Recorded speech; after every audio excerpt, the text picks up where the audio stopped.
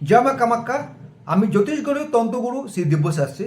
আজকে যেটা আলোচনা করছি, 7 সেপ্টেম্বর গণেশ পূজা, সকাল 9:30 থেকে 12:37 পর্যন্ত শুভ মুহূর্ত বা অমৃত যোগ থাকবে।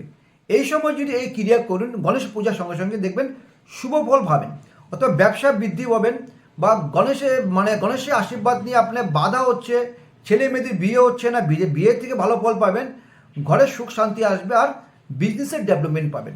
প্রথমত একদম একটা পান কিনবেন, একটা বা 3 পিস এলাচি দিবেন, আদা আদা অল্প দিবেন, দুব্বা দিবেন 3 পিস, অল্প সর্ষে দিবেন, হলুদ সর্ষে দিবেন। এ পূজা করার সময় ওম গাং গণেশায় নমঃ 108 বার মন্ত্র জপ করে আপনি পূজা পাঠ করে লাল কাপড়ে মুড়িয়ে আপনি পরের দিনকে রোববার ক্যাশ বাক্স রাখবেন, অথবা আপনার লকারও রাখুন, অথবা আপনি সঙ্গে ক্যারি করুন, দেখবেন ভালো ফল পাবেন।